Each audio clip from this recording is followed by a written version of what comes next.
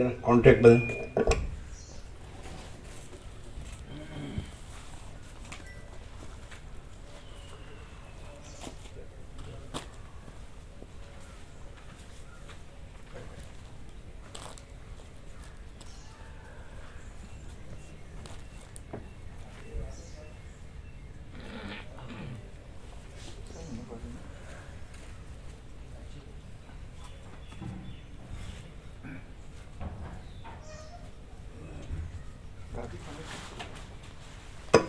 ઓમ ઓમ બરાબર બરાબર.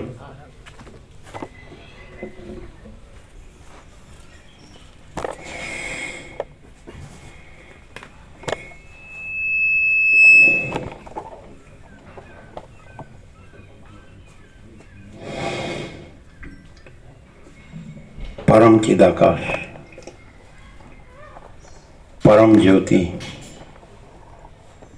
अखंड ज्योति, अनंत पूर्ण, परम चिदाकाश, परम शांति, स्वयं सिद्ध, स्वयं प्रकाश, स्वयं पूर्ण, स्वस्वरूप, यही सब कुछ है, इसके सिवा कुछ नहीं है। शून्यभास, अनंत कोटि, महाकल्पो है ही नहीं। वशिष्ठ राम स्थिति प्रकरण राउंड 38मो राउंड.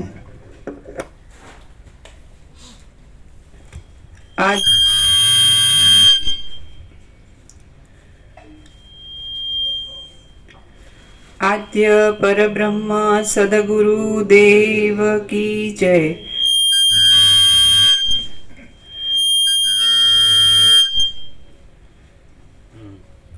ओम श्री परमात्मने नमः. श्री योग वासिष्ठ महारामायण स्थिति प्रकरण पेज नंबर 452 452 सर्ग 25मो. દામ વ્યાલ અને કટ નામના દૈત્યોની ઉત્પત્તિ.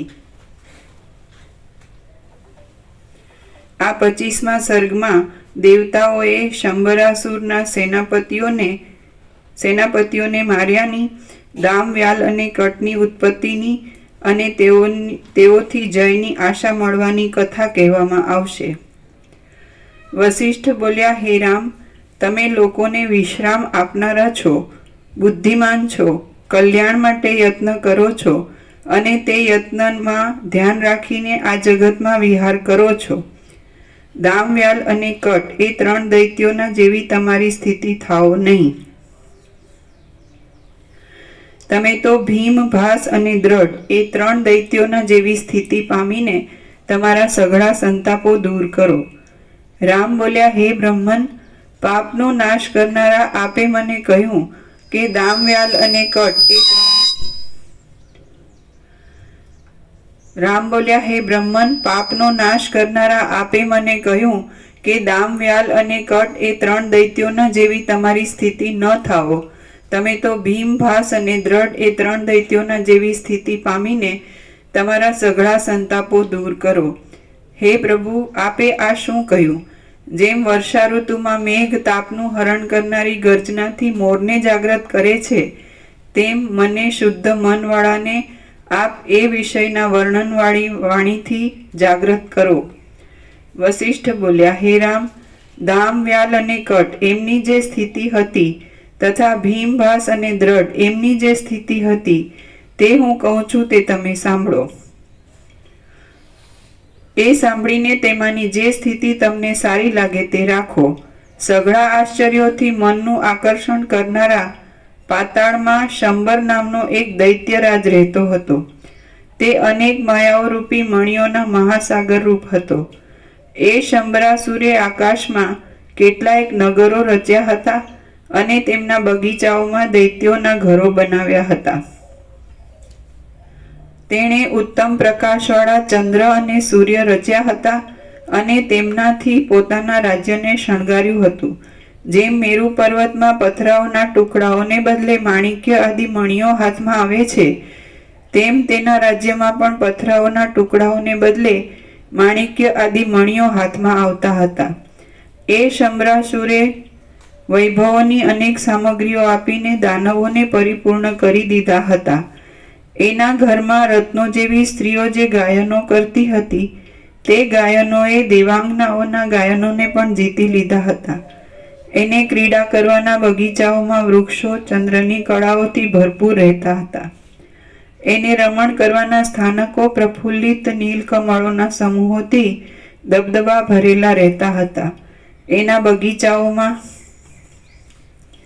હીરાના જેવા વર્ણવાળા હંસ પક્ષીઓ શબ્દો વડે પોતાને સ્થિતિ કરવાના સોનેરી રંગના કમળો ઉપર સારસ પક્ષીઓને બોલાવતા હતા. એ શંભરાસુરે સોનાના વૃક્ષોની શાખાના અગ્રો ઉપર કમળોની કળીઓ બનાવી હતી. એના રાજ્યમાં કલ્પવૃક્ષોના પુષ્પોનો સમૂહ કરંજના ત્રોફાઓની પેઠે પડતો હતો. ત્રાગથી જેમ દોરાને વીંટી લેવામાં આવે છે તેમ તેણે પોતાની શક્તિથી દેવતાઓની સેનાને વીંટી લેનારા અનંત દૈત્યો મોકલીને ઇન્દ્રને જીતી લીધો હતો. તેણે અગ્નિની જ્વાળાઓને હિમના જેવી શીતળ કરી હતી અને તેઓથી બગીચાનો મંડપ બનાવ્યો હતો. એના રાજ્યમાં સઘળા સ્થળોમાં શોભી રહેલી ફૂલવાડીઓએ આનંદ આપનારા સ્વર્ગલોકના નંદનવનને જીતી લીધું હતું. તેણે પોતાની માયાના પ્રભાવથી સર્પો સહિત સઘળા મલયાચળના ચંદન વૃક્ષો હરી લીધા હતા. એના અંતઃપુરની સ્ત્રીઓએ સોનાની શોભાને અને આખા જગતની શોભાને પણ જીતી લીધી હતી. એના ઘરના આંગણામાં અનેક પ્રકારના પુષ્પોનો સમૂહ ગોઠણ સુધી ભર્યો રહેતો હતો. તેણે ક્રીડાસારું માટીનું શિવલિંગ બનાવીને વિષ્ણુને જીતી લીધા હતા. એનું નગરરૂપી આકાશ પતંગિયાઓની પેઠે નિરંતર ઉડતા રત્નોના સમૂહોરૂપી તારાઓથી વ્યાપ્ત રહેતું હતું. આખા પાતાળમાં મધ્યરાત્રિના સમયે આકાશમાં સેંકડો ચંદ્રબિંબો પ્રકાશતા હતા. એણે રણમાં મેળવેલા મહાન યશનું એણે બનાવેલા પૂતળાઓ ગાયન કરતા હતા. એણે માયાથી બનાવેલા ઐરાવત હાથીને જોઈને દેવોનો સાચો ઐરાવત હાથી નાસી જતો હતો. એણે પોતાના અંતઃપુરમાં ત્રૈલોક્યની લક્ષ્મીનો ઉત્કર્ષ ભરી દીધો હતો. તે સઘળા પ્રકારની સંપત્તિઓથી સુંદર હતો. સર્વ પ્રકારના ઐશ્વર્યોને લીધે સર્વ લોકો એને પ્રણામ કરતા હતા. એનું શાસન ઉગ્ર હતું અને સર્વ દૈત્ય સામંતો તેની આગળ શિર નમાવતા હતા. સર્વ પ્રકારની બુદ્ધિના ચમત્કારોમાં રહેલા વિચારોરૂપી રત્નોના સમૂહોથી તે શોભતો હતો અને એના મોટા ભુજારૂપી વનની છાયામાં દૈત્યોના મંડળો વિશ્રાંતિ લેતા હતા. એ શંભરાસુર દેવોને ઉખેડી નાખતો હતો. તેની આકૃતિ કઠિન, ભયંકર અને ઊંચી હતી. એની પાસે દેવતાઓનો નાશ કરનારું ભારે મોટું સૈન્ય હતું. માયાના બળવાળો એ શંભરાસુર સૂઈ રહેતો હતો ત્યારે તેને પરદેશમાં ગયેલા જેવો ગણીને લાગ મળવાથી દેવો તરત તેના સૈન્યને મારી નાખતા હતા. આ પ્રમાણે થતું જોઈને શંભરાસુરે રક્ષણને માટે પોતાની સેનાઓમાં મુંડી, ક્રોધ અને દ્રુમ આદિ સામંતોને સેનાપતિ કરીને રાખ્યા. આકાશમાં ફરતા શકરા બાજ જેમ ચકલાઓને વ્યાકુળ કરીને મારી નાખે તેમ આકાશમાં ફરનારા દેવો લાગ જોઈને એ સેનાપતિઓને વ્યાકુળ કરી દઈને મારી નાખવા લાગ્યા. જેમ સમુદ્ર પ્રબળ શબ્દ કરનારા બીજા ચપળ તરંગો ઉત્પન્ન કરે છે તેમ સેનાપતિઓને મરણ પામેલા જોઈને દૈત્યોમાં ઉત્તમ એવા શંભરાસુરે પ્રબળ ગર્જના કરનારા અને ચપળતાવાળા બીજા સેનાપતિઓને ઉત્પન્ન કર્યા. એ સેનાપતિઓને પણ દેવતાઓએ તરત મારી નાખ્યા. એટલે ક્રોધથી વ્યાપ્ત થયેલો શંભરાસુર દેવતાઓનો નાશ કરવા માટે સ્વર્ગલોકમાં ગયો. જેમ પાર્વતીના સિંહથી ભય પામીને મૃગો વનમાં છુપાઈ જાય છે તેમ એ શંભરાસુરની માયાથી ભય પામીને દેવતાઓ મેરુ પર્વતના વનોની ઝાડીઓમાં છુપાઈ ગયા. શંભરાસુર જ્યાં સ્વર્ગલોકને જુએ છે ત્યાં તેમાં ક્ષુદ્ર દેવો ચીસો પાડ્યા કરતા હતા અને અપ્સરાઓના મોઢા આંસુઓથી ભીંજાઈ રહ્યા હતા.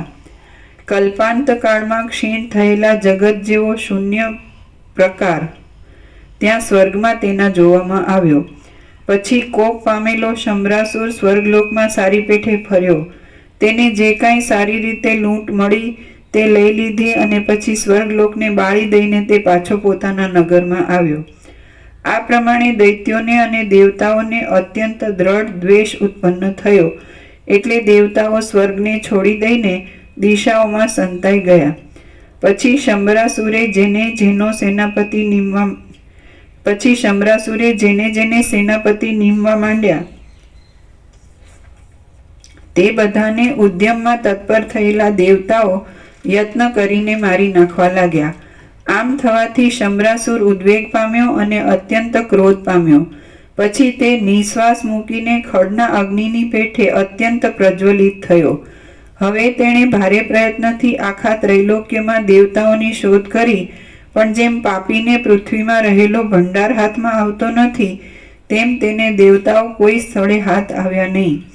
આમ થતાં શંબરાસુરે પોતાના સૈન્યની રક્ષા માટે પોતાની માયાના પ્રભાવથી મોટા બળવાળા, સજ્જતાવાળા અને જાણે દેહધારી કાળ જ હોય એવા 3 ભયંકર દૈત્યોને ઉત્પન્ન કર્યા. ત્યાં માયાથી બનેલા ભયંકર, મોટી માયાવાળા અને સૈન્યને ચલાવનારા એ 3 દૈત્યો પાંખોના સપાટાવાળા પર્વતોની જેમ ઉછળવા લાગ્યા. એકનું નામ દામ, બીજાનું નામ વ્યાલ અને ત્રીજાનું નામ કટ રાખવામાં આવ્યું. તેઓ ઇન્દ્રજાળ સંબંધી પુરુષોની પેઠે સ્વતંત્ર જીવ નહીં હોવાથી માત્ર જે કામ પ્રાપ્ત થાય તે કામને જ કરનારા હતા. તેઓ કેવળ ચેતનાવાળા જ હતા, પણ વાસનાઓના પ્રાબલ્યવાળા નહોતા. એમના ધર્મ કે અધર્મરૂપ કર્મો નહોતા, તેથી તેઓ જૂના જીવ નહોતા અને તેમનામાં વાસનાઓનું પ્રાબલ્ય પણ નહોતું. આમ થવાથી તેઓ ભય, શંકા તથા પલાયન આદિ વિકલ્પોથી રહિત હતા અને તેમના શરીરોમાં ચૈતન્યની સમીપતાને લીધે કેવળ ચલનરૂપ ક્રિયા હતી.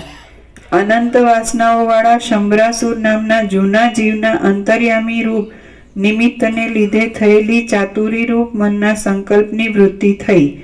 તે વૃત્તિ કે જે કામ, કર્મ, વાસના આદિ રહિત માયાની કલ્પનારૂપ અને ભોગશૂન્ય હતી, તેના સંબંધથી જ આ દામ, વ્યાલ આદિ પ્રકટ થયા હતા. તેઓ શંબરાસુર નામના પ્રાચીન જીવના નાના નાના અમુક અંશો રૂપ હતા. આમ હોવાને લીધે અત્યંત અલ્પ વાસનાવાળા એ 3 દૈત્યો અંધ પરંપરાથી કાકતાલીય ન્યાયની પેઠે લાગુ પડેલી કેવળ યુદ્ધમાં શત્રુઓની સામે થવારૂપ ક્રિયાઓને અનુસરતા હતા.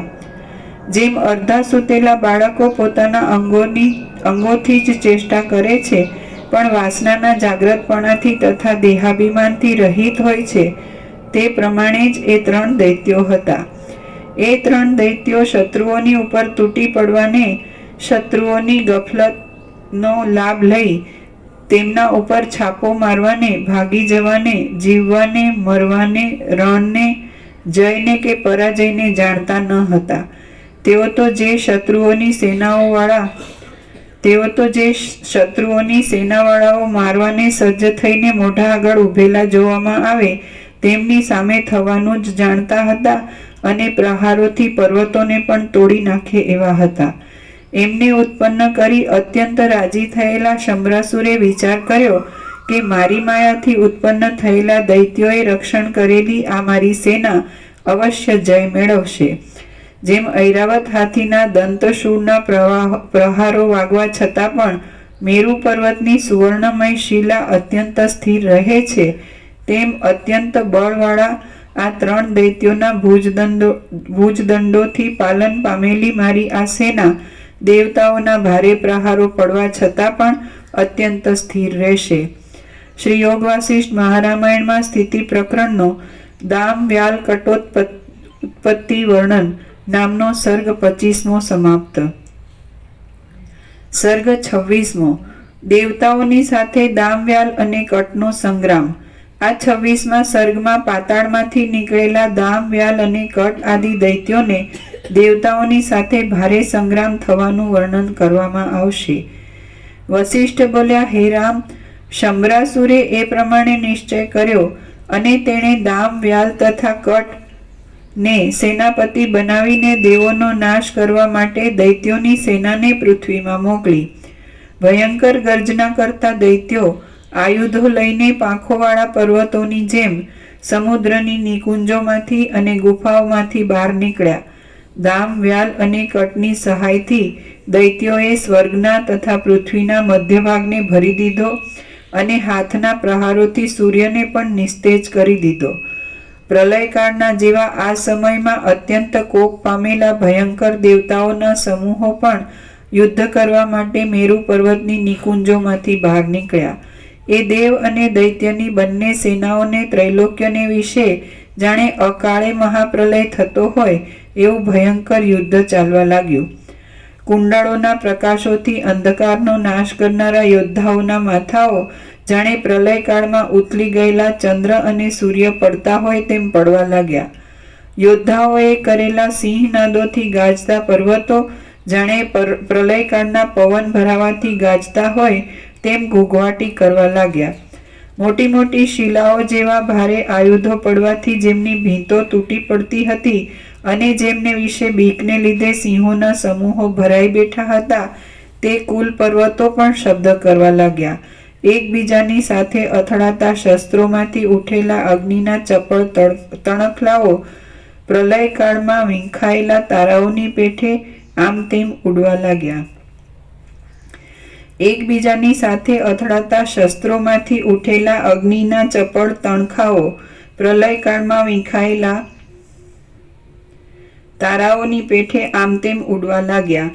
રુધિરના અને માંસના ઓગથી થયેલા મહાસમુદ્રના કિનારા પર પ્રલયકાળમાં થયેલા તાડના વૃક્ષો જેવા ઊંચા ભૂત પ્રેતો તાલની રીતિને અનુસરીને નાચવા લાગ્યા. જેમાં ઉડેલી વાદળા જેવી ઘાટી ધૂળ પડી રહેલા રુધિરની અતિવૃષ્ટિથી શાંત થઈ ગઈ હતી. એવા આકાશમાં હથિયારોથી તૂટેલા અનેક મુકુટો અને કુંડળો સૂર્યની પેઠે શોભવા લાગ્યા. શત્રુઓને મારવા માટે કલ્પવૃક્ષોને ઉખેડીને હાથમાં ધારણ કરનારા અને પ્રહારોથી મોટા મોટા પર્વતોને પણ તોડી નાખનારા દૈત્યોએ સઘળી દિશાઓને અવકાશ વગરની કરી મૂકી. અત્યંત ચળકતી તલવારોની અણીઓરૂપ તોફાની પવનોથી જેમના શિખરો તૂટતા હતા તેવા પર્વતો જાણે પ્રલયકાળથી વીંખાઈ ગયા હોય તેમ ચૂર્ણોના સમૂહરૂપ થવા લાગ્યા. જેમ વાયુઓ વાદળાઓને કંપાયમાન કરે તેમ જાણે અશ્વમેધની આહુતિઓથી બળ પામ્યા હોય તેમ મસ્ત થયેલા દેવો અસ્ત્રોથી રહિત થયેલા દૈત્યોને કંપાવા લાગ્યા. જેમ બિલાડાઓ વૃદ્ધ ઉંદરોને દબાવીને પકડે તેમ દેવો દૈત્યોને દબાવીને પકડવા લાગ્યા. ત્યારે દૈત્યો પણ જેમ ઝાડ ઉપર ચડેલા ગાફેલ પુરુષોને રીંછો પકડે તેમ દેવોને પકડવા લાગ્યા. બાહુઓ રૂપી શાખાઓમાં અસ્ત્રોરૂપી પુષ્પોથી શોભતા અને શસ્ત્રોરૂપી પલ્લવોવાળા તે દેવતાઓ તેમજ દૈત્યો વનમાં કંપાયમાન થવાથી પ્રફુલ્લિત વૃક્ષોની પેઠે શોભવા લાગ્યા. જેમ પવનો પુષ્પોના સમૂહોથી મેરુ પર્વતના વનોને પૂરી દે છે તેમ દેવો અને દૈત્યો સામસામા શસ્ત્રો ફેંકીને દશે દિશાઓને પૂરી દેવા લાગ્યા. દેવતાઓની અને દૈત્યોની બંને સેનાઓ અંતરિક્ષરૂપી ઉંબરના ફળની અંદર રહેલા મોટા મચ્છરોના સમૂહ જેવી હતી. આમ તેમની વચ્ચે ભયંકર યુદ્ધ થયું.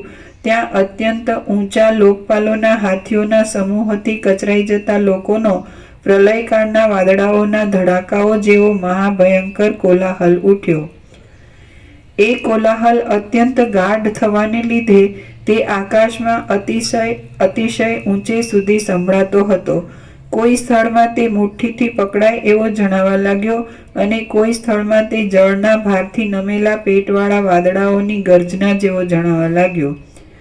એ કોલાહલ રથોના ફરવાથી ભાંગી ગયેલા શસ્ત્રોના સમૂહમાં જાણે નટ ગાતો હોય એવો જણાવા લાગ્યો. વળી જેમની છાતીઓ તૂટી જતી હતી એવા નિર્બળ લોકોની પીડાના કઠોર શબ્દોથી તે જાણે ઘૂઘવાટા ભર્યો હોય તેવો જણાતો હતો. તે પ્રલયકાળમાં અગ્નિ તથા વાયુ આદિએ કરેલા ભયંકર શબ્દના પડઘા જેવો જણાવા લાગ્યો. તે બારે સૂર્યોના મળવાથી પીગળવા માંડેલા મેરુ પર્વતના શબ્દ જેવો જણાવા લાગ્યો.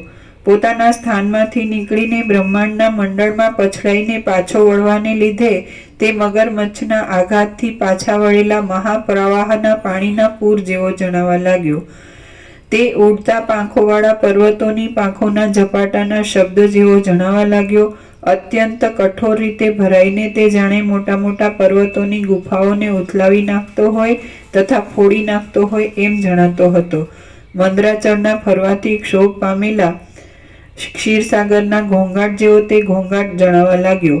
વળી યુદ્ધ કરવાના પ્રેમથી સંભળાતા યોદ્ધાઓના ઘોંઘાટોની તથા હાથ પછાડવાના શબ્દોની સાથે મળીને તે સાતે દ્વીપોમાં વ્યાપ્ત થવા લાગ્યો. આમ ક્ષોભ પામેલી બંને સેનાઓ વચ્ચે ભારે યુદ્ધ થયું. તેમાં દેવતાઓ તથા દૈત્યો ઉદ્ધત થઈને લડવા લાગ્યા અને નગરો, ગામો, પર્વતો, વનો તથા માણસો ચગદાઈ જવા લાગ્યા. ત્યારે મોટા મોટા સેંકડો શસ્ત્રોથી કપાયેલા દાનવોરૂપી પર્વતથી 10 દિશાઓ પૂર્ણ થઈ ગઈ અને એકબીજામાં પછડાવાથી થયેલા શસ્ત્રોના ભૂકાઓથી અંતરિક્ષ પૂરાઈ ગયું. ત્યાં ભૂસુંડી નામનો અસ્ત્રોના સપાટાથી મેરુ પર્વતના સેંકડો શિખરો ફાટવા લાગ્યા અને બાણોરૂપી પવનોથી દૈત્યોના તથા દેવતાઓના મોઢારૂપી કમળો કપાઈ જવા લાગ્યા. ત્યારે લોહીરૂપી જળની સેંકડો ચક્રીઓમાં દેવતાઓ તથા દૈત્યોરૂપી મુકાયેલા ખડો ઘૂમવા લાગ્યા અને સેનાઓના પ્રહારોરૂપી કલ્લોલો આકાશને ઘેરી વળવા લાગ્યા. ત્યાં શસ્ત્રોરૂપી તોફાની પવનોથી વિમાનોના સમૂહો ટુકડે ટુકડા થઈને પડવા લાગ્યા અને વરુણાસ્ત્ર આદિ શસ્ત્રોથી ઉત્પન્ન થયેલા સમુદ્રના જળના પ્રવાહોથી સ્વર્ગ આદિ નગરો ડૂબી જવા લાગ્યા. ત્યાં મોટા અસ્ત્રો પડવાથી ચાલેલી લોહીની નદીઓમાં તલવારો, ત્રિશૂળો તથા સાંગો તણાવા લાગ્યા. તેમજ પર્વતોના પડખાઓ તૂટવાના ભયંકર શબ્દોથી બ્રહ્માંડનો મંડપ ધ્રુજવા લાગ્યો. ત્યારે દૈત્યોની પાનીઓના પ્રહારોથી લોકપાલોની નગરીઓ પડી જવા લાગી અને ઘરોમાં વિધવા થયેલી સ્ત્રીઓના રોવાના કોલાહલોની સાથે તેમના કંકણો ભાંગવાના શબ્દો થવા લાગ્યા. તે અસ્ત્રોના સમૂહો પૃથ્વી પર કાળા જળના સમૂહો જેવા દેખાવા લાગ્યા ને તેમાં દૈત્યો લોટી રહ્યા હતા. ત્યાં લોહીના પ્રવાહમાં તણાતા લોકોની ચીસો સાંભળીને બીજા લોકો પણ ભયથી નાસવા લાગ્યા. ત્યાં લોકપાલોના સેનાપતિઓના પ્રાણ લેવા માટે યમરાજ પુષ્પોમાં ભ્રમર ફરે તે રીતે ગુપ્ત રીતે ફરવા લાગ્યા અને દૈત્યોના સેનાપતિઓના પ્રાણ લેવા માટે યમરાજ પ્રત્યક્ષ રીતે ફરવા લાગ્યા. ત્યારે પ્રહારના ભયથી નાસેલા કેટલાયક દેવતાઓ તથા દૈત્યો પાછા વળી વળીને સૈન્યોની વ્યાકુળતાને જોતા હતા. ત્યાં જાણે પાંખોવાળા પર્વતો હોય એવા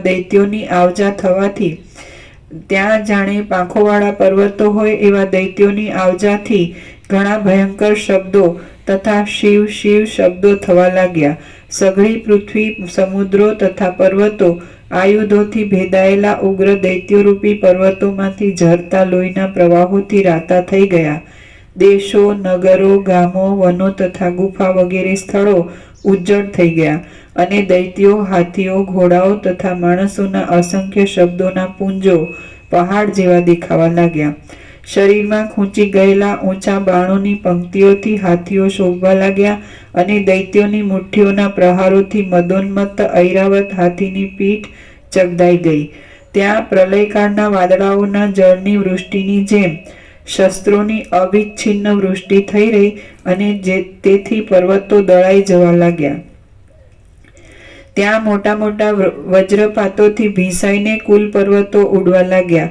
ત્યારે દેવતાઓ પ્રબળ અગ્નિને પ્રકટ કરીને તેની જ્વાળાઓના સમૂહોથી દૈત્યોને બાળવા લાગ્યા હતા અને દૈત્યો એક અંજલિથી સમુદ્રને લાવીને તે અગ્નિને ઠારતા હતા.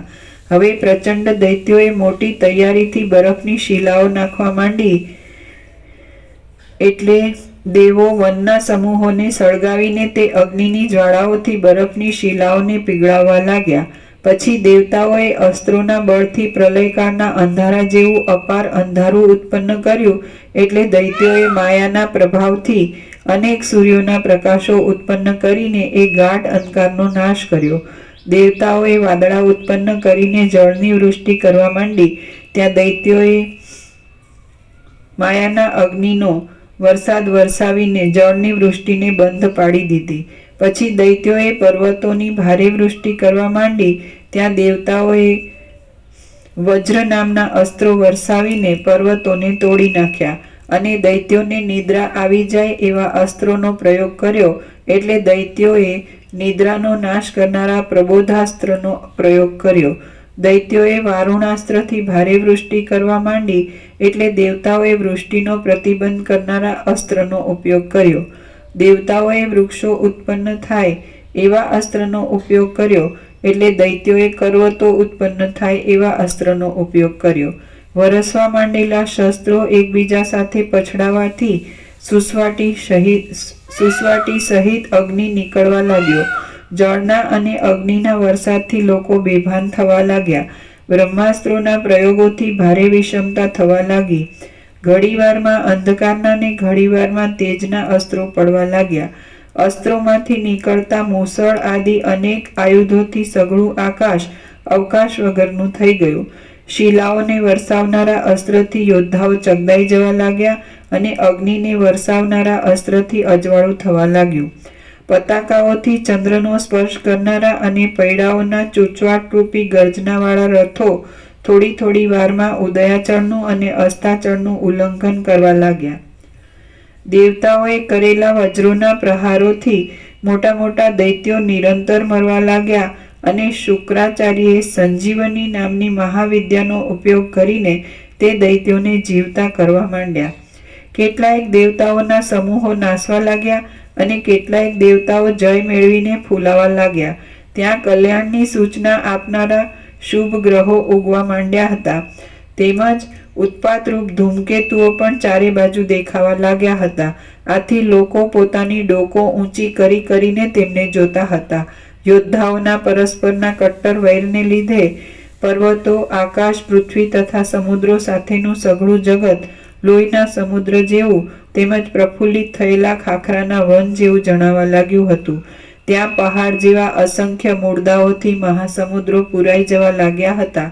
ત્યાં સઘળા વૃક્ષોની શાખાઓના અગ્રોમાં લાંબા લાંબા મૂળદાઓ લટકવા લાગ્યા.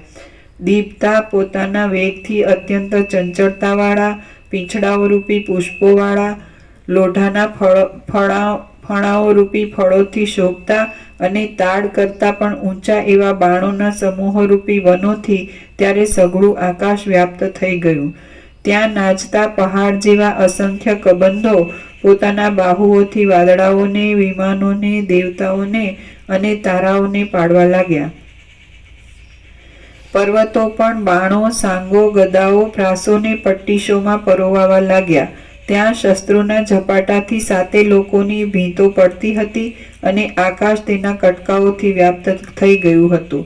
પ્રલયકાળના મદોન્મત્ત વાદળાઓની જેમ ત્યાં દુંદુભીઓ નિરંતર ગળગળવા લાગ્યા. ત્યારે ગણપતિ પોતાની સૂંઢથી લાંબા લાંબા દાનવો રૂપી પર્વતોને ખેંચવા લાગ્યા. આમ ઘણા ઘણા શબ્દો ઉઠવાથી દિશાઓના હાથીઓ ભય પામી ગયા અને ચીચિયારીઓ પાડવા લાગ્યા. સૂર્ય, ચંદ્ર તથા ઇન્દ્ર આદિ દેવતાઓ એક દિશામાં ભેગા થઈ ગયા અને સિદ્ધો, સાધ્યો તથા મરુદગણો દૈત્યોના ભયથી સજ્જડ થઈ ગયા. ત્યાં ગંધર્વો, કિન્નરો, દેવતાઓ અને ચારણો નાસવા લાગ્યા. વીજળીઓ પડવાથી પ્રાણીઓના અંગોને ખંડિત કરનાર, શિલાઓના ટુકડાઓને ભાંગી નાખનારા, દેવતાઓના પ્રલયના સમયની સૂચના આપનારા અને કલ્પવૃક્ષ પર બેઠેલ પક્ષીઓના કોલાહલોને અટકાવી દેનારા, પ્રલયકાળને સૂચવનારા પવનો તે સમયે સઘળી દિશાઓમાં વાવા લાગ્યા. શ્રી યોગ વાસિષ્ઠ મહારામાયણમાં સ્થિતિ પ્રકરણનો દામ વ્યાલ કટ સંગ્રામ વર્ણન નામનો સર્ગ 26મો સમાપ્ત. સર્ગ 27મો. હારી ગયેલા દેવતાઓને બ્રહ્માએ જીતવાનો ઉપાય બતાવ્યો. આ 27મા સર્ગમાં દેવતાઓ હારી ગયા. હારી જઈને બ્રહ્માના શરણે ગયા અને બ્રહ્માએ દૈત્યોની વાસનાનો વધારો થાય એ જ દૈત્યોના વધનો ઉપાય છે એમ દેવતાઓને કહ્યું. એટલી કથા કહેવાશે. વસિષ્ઠ બોલ્યા, હે રામ, એ રીતે યુદ્ધનો ભયંકર સંભ્રમ ચાલતો હતો. તેમાં દેવતાઓના અને અસુરોના શરીરોમાં વાદળાઓના પેટ જેવા ઘાના ઊંડા ખાડા પડ્યા. જેમ આકાશમાંથી ગંગાના પ્રવાહો નીકળવા લાગે તેમ તે ખાડાઓમાંથી લોહીના પ્રવાહો નીકળવા લાગ્યા. ત્યાં દામ નામનો સેનાપતિ દેવતાઓના સમૂહને વીંટી લઈને મેઘની ગર્જના જેવો સિંહનાદ કરવા લાગ્યો. એટલે વ્યાલ નામનો સેનાપતિ સઘળા દેવતાઓના વિમાનોને પોતાના હાથોથી ખેંચી ખેંચીને ચૂરો કરવા લાગ્યો. ત્યાં વળી કટ નામનો સેનાપતિ કઠિન આટોપવાળા યુદ્ધથી દેવતાઓનો નાશ કરવા લાગ્યો. પછી ક્ષીણ વેગવાળો ઐરાવત હાથી નાસી જવા તત્પર થયો અને દાનવોનું સૈન્ય મધ્યાહ્નના સૂર્યની જેમ વૃદ્ધિ પામ્યું. ત્યાં તૂટેલા અંગોની વ્યવસ્થાથી દુઃખી થયેલા અને લોહી વહેતા દેવતાઓના સૈન્યો તૂટી ગયેલી પાળવાળા જળની પેઠે મોટા વેગથી નાઠા. પછી જેમ અગ્નિઓ કાષ્ઠોની પછવાડે દોડે તેમ દામ વ્યાલ અને કટ નામના સેનાપતિઓ સિંહનાદ કરતા કરતા એ નાઠેલા દેવોના સૈન્યોની પાછળ ઘણીવાર સુધી દોડ્યા. જેમ યત્નપૂર્વક શોધ કરવા છતાં પણ સિંહોને ગાઢ જાળાવાળા વનોમાં ઉડી પડેલા નાના હરણા હાથ આવે નહીં, તેમ યત્નપૂર્વક શોધ કરવા છતાં પણ તે દૈત્યોને નાસી ગયેલા દેવો હાથ આવ્યા નહીં. આમ અંતઃકરણમાં અત્યંત રાજી થયેલા દેવતાઓના સમૂહો હાથ આવ્યા નહીં. એટલે દામ વ્યાલ અને કટ નામના સેનાપતિઓ પાતાળમાં રહેલા પોતાના સ્વામી શંબરાસુરની પાસે સૈન્યો સહિત ગયા.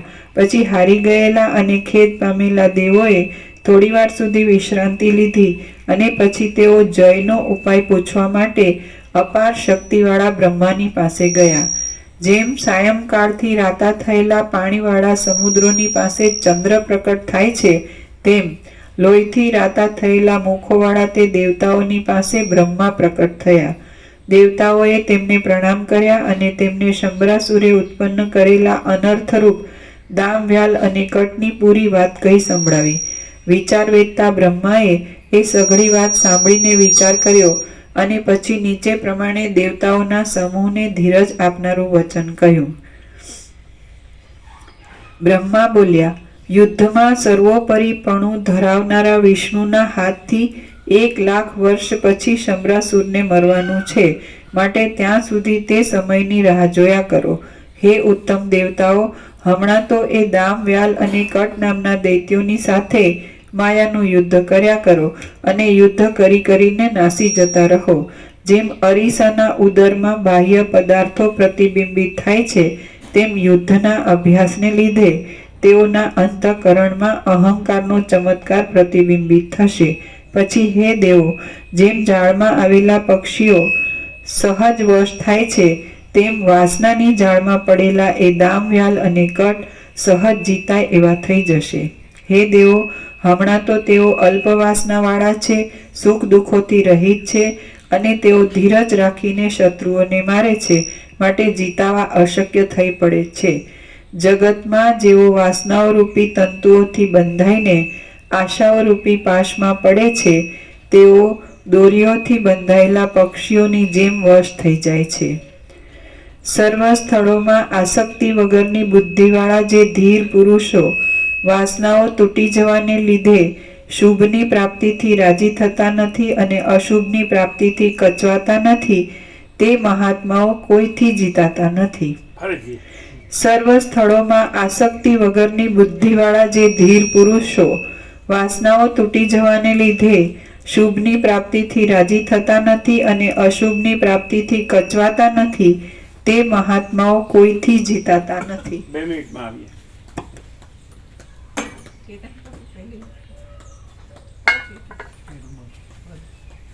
इधर इधर